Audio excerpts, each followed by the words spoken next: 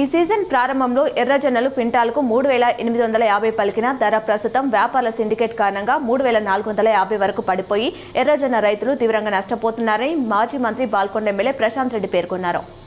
ఎర్రజొన్న రైతులకు గిట్టుబాటు ధర లభించేలా తక్షణ చర్యలు తీసుకోవాలని బాల్కొండ ఎమ్మెల్యే మాజీ మంత్రి వేముల ప్రశాంత్ రెడ్డి జిల్లా కలెక్టర్ను కోరారు.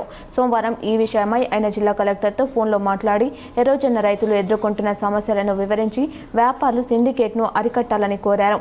ఈ సందర్భంగా ఎమ్మెల్యే మాట్లాడుతూ ఎర్రజొన్న రైతుల ప్రయోజనాలే ప్రభుత్వానికి పరమావధి కావాలని, రైతులను నష్టపరిచే ఎలాంటి చర్యలనైనా సహించేది లేదని స్పష్టం చేశారు.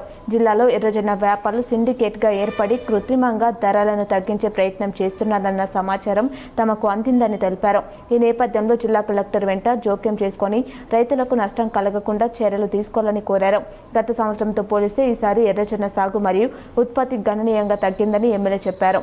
రైతులు ఎక్కువగా మొక్కజొన్న పంట వైపు మొగ్గు చూపడంతో ఎర్రజొన్న సాగు తగ్గిందన్నారు. గత సంవత్సరం 34,000 ఎకరాలు ఎర్రజొన్న పంట ఉంటే ఈ సంవత్సరం 23,000 ఎకరాలను ఉత్పత్తి పడిపోయిందన్నారు.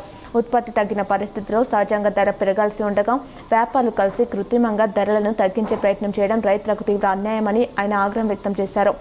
మనకి నార్త్ ఇండియాలో ఫాడర్ కోసం తీసుకుపోతారు అన్నట్టు.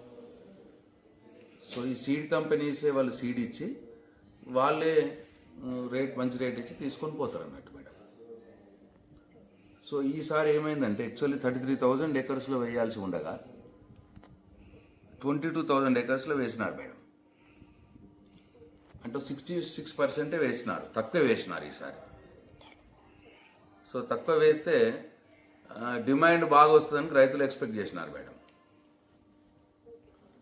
4,000 రూపీస్ క్వింటాల్కి వస్తుందని ఎక్స్పెక్ట్ చేసినారు మేడం. సో అది ఏమైందంటే సరే ఈ 3,850కి స్టార్ట్ అయింది తీసుకోవడం. 4,000 అనుకున్నారు యాక్చువల్గా రైతులు, బట్ 3,850కి స్టార్ట్ అయింది.